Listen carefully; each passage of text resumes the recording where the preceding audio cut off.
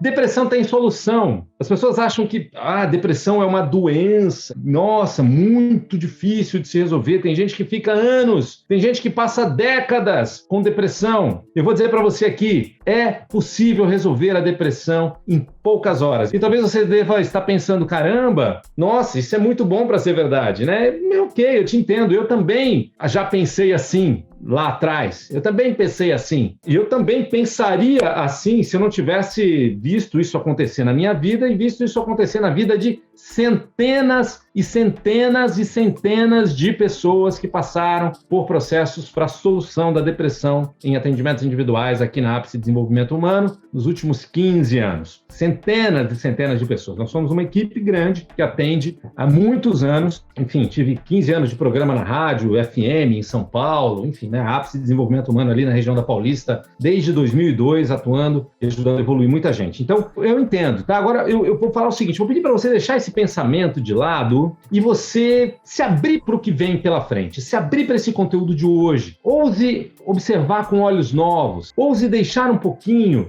esses pensamentos de lado e entrar em contato com o que tem de novo aqui. Provavelmente você vai encontrar preciosidades aqui para a sua evolução, para a evolução das pessoas que você ama. Se você é terapeuta, também para seu conhecimento técnico em ajudar pessoas. Mas antes, deixa eu falar um pouquinho de como eu cheguei nisso, né? Como eu cheguei nesse método. Eu era uma criança, na minha primeira infância, uma criança com muito equilíbrio emocional, muito feliz, muito alegre, muito ativo, muito brincalhão. Só que meus pais se separaram, isso foi um tanto quanto desafiante, mas tudo bem. Só que minha mãe mudou de cidade, ela se casou pela segunda vez e mudou-se para São Paulo. Casou com um paulista que na época morava lá em Porto Velho, capital de Rondônia, né? Minha família é de lá. E aí, aos 7 anos de idade, eu caí numa escola particular no bairro de Moema. E talvez você diga, poxa, né? Que maravilha poder ter estudado numa escola particular no bairro de Moema. Por um lado, sim. Por outro lado, foi onde começaram os meus traumas que começaram a destruir a autoestima. Foi onde começaram a entrar crenças de identidades negativas. Porque, na época, eu era um índiozinho, eu tinha sotaque, eu tinha feições muito mais indígenas do que hoje. E eu comecei a sofrer bullying. E, a princípio, parecia que aquilo não me machucava, porque eu era um moleque esperto e tal, e era bom de briga, de brincadeira, de briga com os outros meninos e não sei o quê. Só que, ao mesmo tempo, eu era uma pessoa muito sensível. Não é à toa que eu sou um terapeuta, né? E aquilo machucava. Aos poucos, aquilo foi machucando. E, de certa maneira, eu me sentia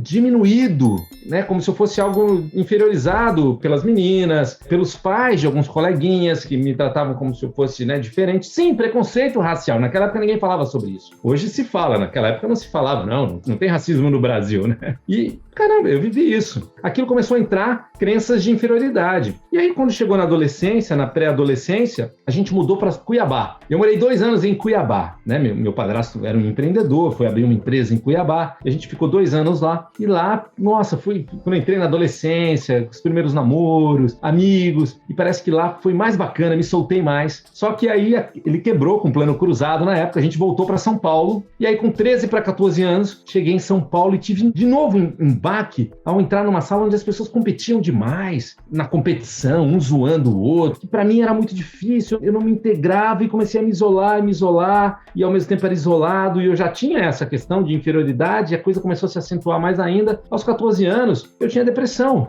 Isso não foi diagnosticado, mas aos 14 anos eu ficava em casa o dia inteiro, saía da escola e ficava em casa sozinho, em depressão, vendo TV. E aí um dia eu descobri onde meu pai guardava, meu padrasto guardava sua arma de fogo, porque ele já tinha me mostrado que tinha. À tarde, quando não tinha ninguém em casa, eu fui lá, peguei aquela arma e fiquei pensando como seria. Eu já tinha visto em filme fazerem roleta russa. Eu fiquei pensando como seria. E aí guardei. No segundo dia eu fui lá, peguei de novo aquela arma quando não tinha ninguém em casa e resolvi apertar um pouquinho e guardei. Até que chegou um dia que eu fui lá, peguei e eu fui apertando, apertei quase até o final e soltei aquela arma, meu coração disparado, eu quase tinha estourado da minha cabeça com 14 aninhos, em profunda depressão, me sentindo menos, uma profunda baixa autoestima, sem amigos, sem namorada, isolado, com problema de relacionamento ali de adolescência com os meus pais, enfim. Nesse momento eu falei, caramba, algo tem que mudar na minha vida. E aí eu já tinha pensado em fazer teatro, porque teatro destravaria. E aí eu fui fazer teatro para destravar. E aí eu fui e busquei. Então começou a minha busca. Beleza, começou a minha busca. Fui no teatro tentar destravar. E aí, cara, eu era tão travado que eu mal consegui terminar a pecinha de apresentação daquele grupinho de teatro para destravar. Só que eu avancei, eu me tornei ator, profissional até. Só que quando eu me dei conta, eu fingia demais e lá no fundo eu continuava inseguro, com baixa autoestima, mas eu ficava interpretando papéis para ser aceito pelos outros. Só que ao descobrir o psiquismo do personagem, o estudo do psiquismo do personagem, me apaixonei por psiquismo e fui estudar psicologia. Aí fui estudar psicologia e aí fui fazer terapia. E aí eu fiz terapia durante um tempo e na terapia comecei a evoluir um pouco e depois a terapia começou a patinar. Eu vivi essas dificuldades,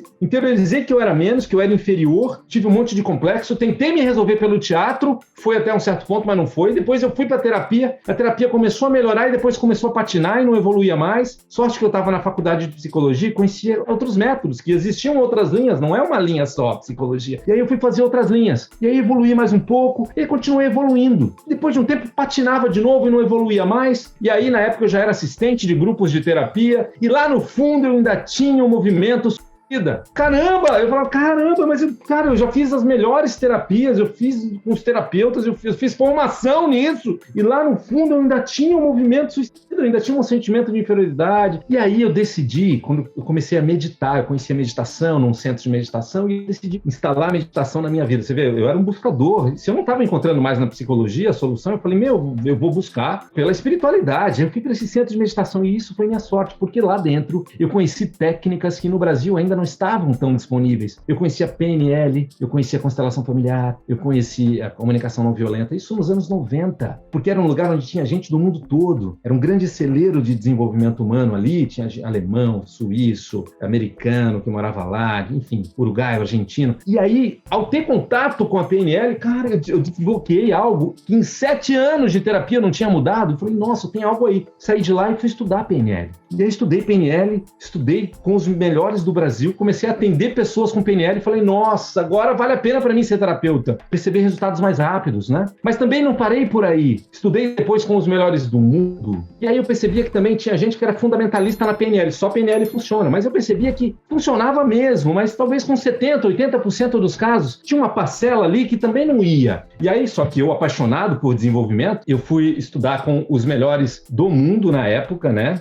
Não só com os melhores do Brasil, mas também com os melhores do mundo. E aí eu fui estudar com os melhores do mundo, Robert Dilts, um dos criadores da PNL, John Grinder, o fundador, junto com Richard Bandler, foi meu professor, Gunther Smith. Para estudar com esse cara aqui, você fica em 3 anos, de 2 a 3 anos em fila de espera na Alemanha. Ele é considerado o maior terapeuta e professor hipnossistêmico do mundo, tá? Gunther Smith, alemão. Teve uma única vez no Brasil, agora recentemente. Tom Best, o americano Tom Best, o texano Tom Best, um dos grandes trainers de PNL do mundo. Bert Hellinger, o criador das constelações familiares. Estudei diretamente com ele, além de já ter estudado com muitos outros brasileiros antes. E com Bernd Izzard, eleito o maior terapeuta do mundo deste século. O maior. Ele fazia processos em intervenções assim de 3 horas de intervenção, intervenções curtas, e era uma única intervenção. Depois de um mês tinha uma ligação para saber como é que tá, se precisa de mais algum ajuste. Esse era o Bernd. E eu tinha estudado com muita gente, a minha virada definitiva foi com o Bernd. Quando eu estudei com o Bernd,